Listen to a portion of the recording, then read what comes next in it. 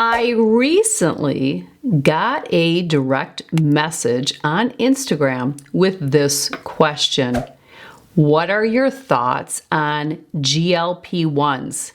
I am considering trying them to lose 30 pounds. When I read that, I thought, ugh, I am the last person you want to ask this question. But then I thought, actually, no, I'm a really great candidate to be addressed with this question, and I'll share with you why. I am not educated on GLP-1s. I know very little. I have very little knowledge on this drug. I remember, I don't know how long ago, I don't even know when these came out on the radar. I really don't even know. At some point, I started to get direct messages asking me about these, and I didn't know what anyone was talking about. So I don't even know, it literally has not been that long since I have clients on them. I have a few clients that are on one of the forms of GLP-1s. I think there's Ozempic is one, semaglutide is one. I think there's one that starts with a T. I believe that was where I got a little educated to even know what they are. So that would be why initially I felt like I am the last person you want to ask this question. But here's where I feel I am a good candidate to speak on my thoughts, because it's coming from a rather innocent place, because I'm not watching or following anything to skew my thinking, right? Often we are skewed in our thinking because we open ourselves up to what the world is saying, what they say. So based on the little bit of knowledge I have, here's my thoughts. Am I against them? I really can't say.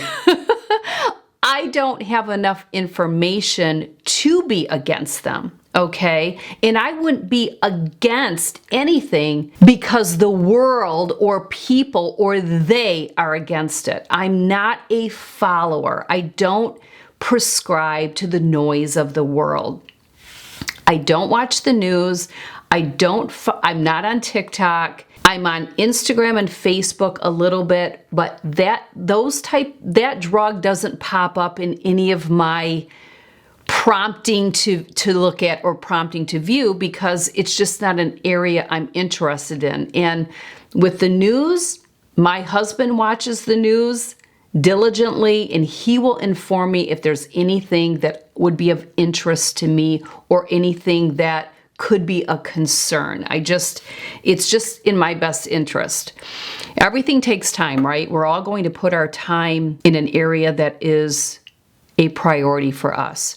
So I'm not against them because I don't have enough information to be against them. I'm willing to bet that many people have had success using the drug, because there's no doubt I too have witnessed people dropping a significant amount of weight. And what all of a sudden made that happen?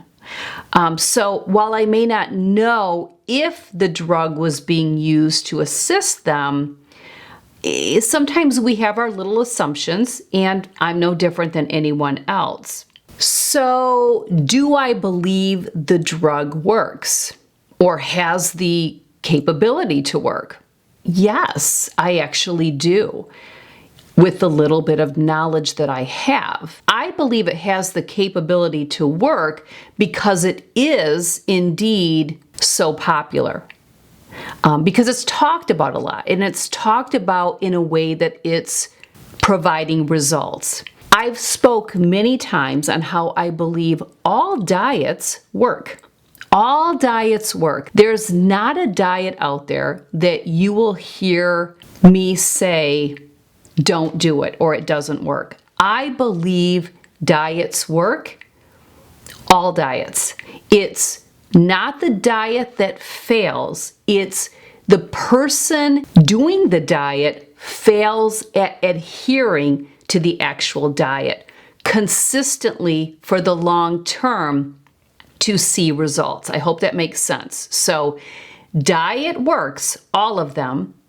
The person doing the diet fails to adhere to the diet's guidelines long enough to see the results and stick with it long enough to make long-term changes. This is so hard for me to speak on because I have such little information, but that's what I love. I just speak from my heart. So bear with me because I'm just speaking as my thoughts come up.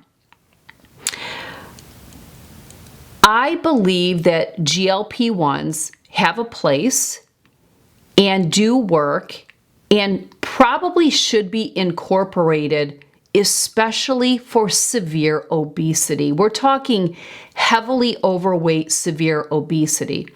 The clients of mine that incorporate these drugs are in that category. They are severely overweight. I would probably classify them as obese when I look at their height to weight ratio, but they may see themselves as severely overweight. I would be willing to bet medically they would be in the obese category. So do I feel that going on these drugs was probably, and I'm saying probably, a good decision? Yes, because their health, many parts of their health would be at stake. They are in a very compromised condition. So, and they're clearly not making the lifestyle changes to get healthier. They're also at a season of their life where, because they've been so severely overweight or obese, they can no longer move their body like they once did, okay? Knees are bad, hips are bad, so they can't even do exercise, aggressive exercise, to get their heart rate up, to get those good burns on. They're limited. They have limitations with what they can do for exercise. So do I think there's a purpose for these drugs with those type of people? Yes, we need to do something, right? Because their health and their mortality is at stake, right? So there's a purpose there. Now, for this person who needs to lose 30 pounds, I don't know. I'm not opposed to incorporating a GLP-1 along with a diet program that is designed for weight loss and an exercise routine that will help complement that diet and get this person healthier.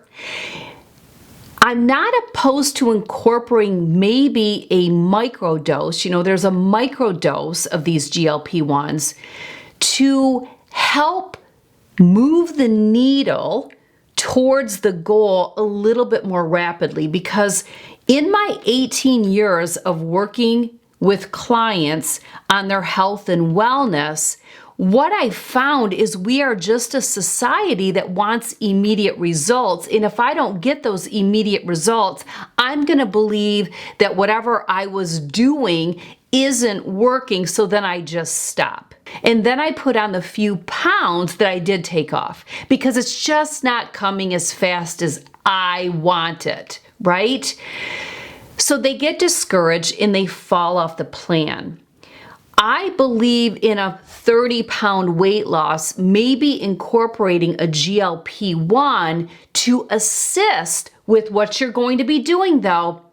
And this means consistently. This means following the diet plan 7 days per week, 24 hours per day with no fluff, and getting in about 5 workouts per week that are good, solid workouts, getting your heart rate up, doing some strength training, getting the cardio in, the whole package. If we gave you a little boost so that you could see your results more rapidly, it may keep a person like this on the plan, if that makes sense. So that's kind of 2 scenarios where I think, yeah, I could see, incorporating or leveraging a little bit of these GLP-1 drugs.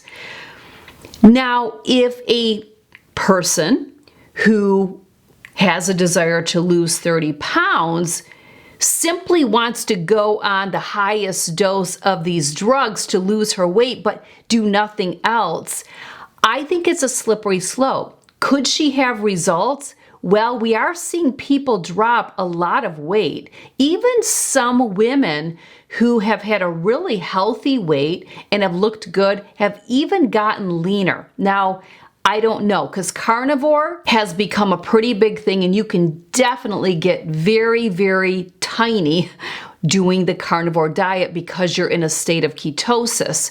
So my guess is it's probably a ketogenic style of diet like carnivore, or maybe ketovore or keto, or they're incorporating maybe a micro dose of a GLP-1, and that's taking them down a little bit leaner, if that makes sense. And I'm not going to judge that. Everyone gets to decide for themselves, just as you get to decide your thoughts around this. I'm just sharing mine from a very innocent place of not having a lot of knowledge on the drug. I would never advise someone to go on it. And in coaching, we don't advise our clients. We help our clients find the answer for them. So if I were coaching this client who was 30 pounds overweight, I'm not going to tell her what to do, but we are going to unpack different scenarios. I'm going to ask her a lot of open-ended questions to see if this would be a good thing for her to incorporate in her menu of weight loss, right? If she shared she wasn't going to do the diet and exercise portion, I'm just going to want to be very clear about how over the long term this could fail her. Yeah, you can triage right now by taking maybe a little bit of weight off, but what are we going to do for the long haul? Because you can't stay on this forever, especially because you're going to be paying a lot of money in order to do so. And is that really the best place to put your buck? So now going into the already lean person who's getting leaner. I don't know if any of these already lean women are incorporating it. And again, I'm not here to judge if they are or they aren't.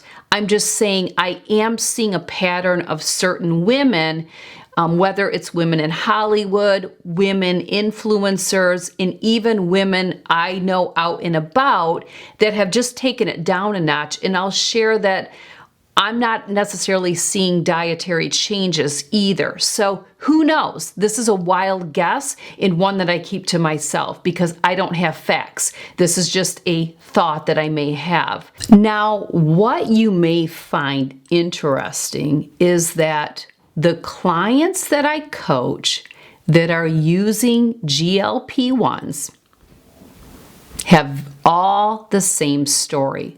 So now let me share this. They were not dieting and they were not exercising.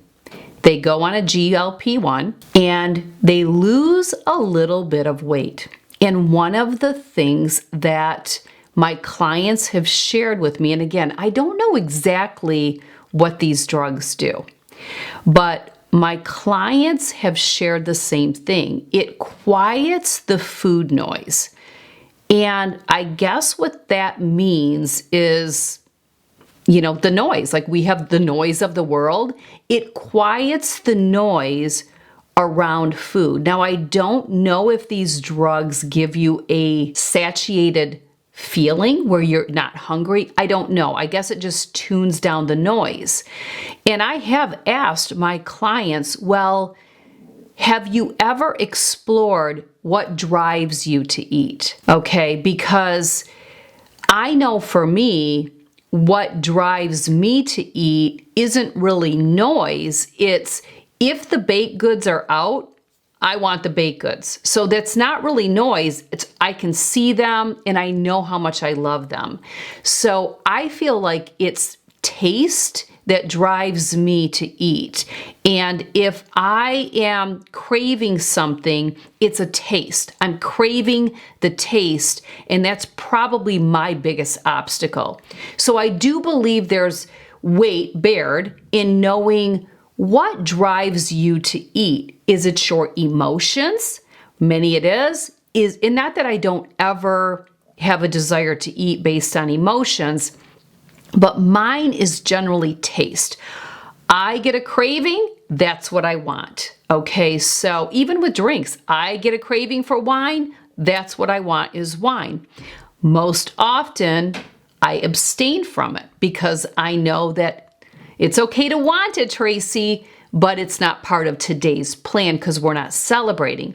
If I have a craving for, let's say, a bready product or a baked good, I most often abstain from it because it's just not part of today's plan. I'm not celebrating today. There's no celebratory meal today, but it's often that. So with my clients, I will probe that question. Is it what's the noise that's driving you to food? So I think also you have to know, does this drug troubleshoot or mitigate the problem that I have when it comes around food?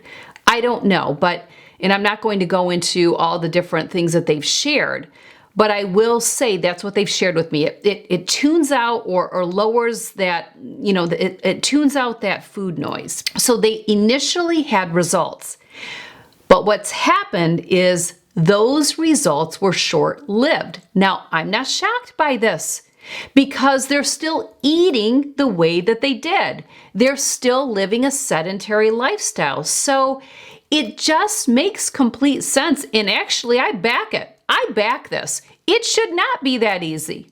Because if it's that easy, the demise of our health, okay, it shouldn't be that easy. Managing your health and managing your weight should come with some force. I'm an advocate for that. There you go. I said it. It should come with some force. It should come with some pain, okay? Because we have to endure that for our health and wellness. If it's too easy, everyone's just going to sit around and do nothing, and it is going to be the demise of our lives, right? It's going to be, we're not all going to have the same outcome at the end. We're not all going to have the same outcome at the end.